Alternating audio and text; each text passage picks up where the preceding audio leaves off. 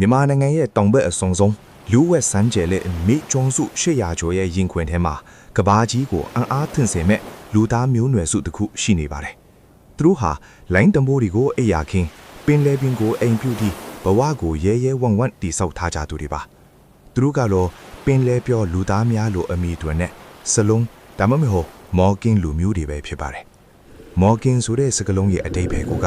ရေထဲမှာနစ်မြုံနေသူများတဲ့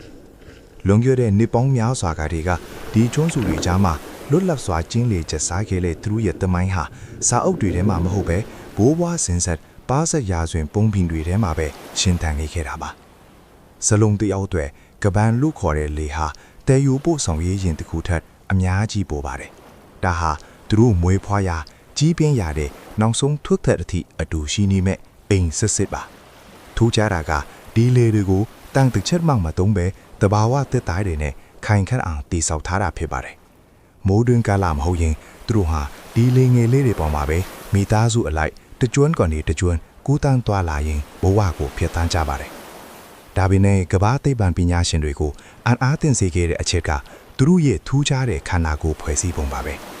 စလုံးကလေးငယ်တွေဟာရေအုပ်ထဲမှာတာမန်လူတွေထက်လက်စပိုးမူကြီးလင်းစွာမြင်နိုင်စွမ်းရှိပြီးအသက်ရှူအောင်နိုင်စွမ်းဟာလည်းလူသားတို့ရဲ့ကန့်သက်ချက်ကိုကျော်လွန်နေပါတယ်။သူတို့အတွက်ပင်လယ်ရေအောက်ဟာဒုတိယကမ္ဘာတစ်ခုလိုပါပဲ။တဘာဝတရားကိုအလေးအမြတ်ထားတဲ့သူတို့ဟာနှစ်စဉ်နတ်တိုင်ထူပွဲကိုကျင်းပပြီးပင်လယ်ဆောင်နတ်တွေကိုပူဇော်လေးရှိပါတယ်။ဒီပွဲတော်ဟာခွဲခွာနေတဲ့မိသားစုတွေပြန်လဲဆုံစည်းပြီးမျိုးနွယ်စုရဲ့အယိုးရကိုတက်ဝင်စေတဲ့အချိန်လည်းဖြစ်ပါတယ်။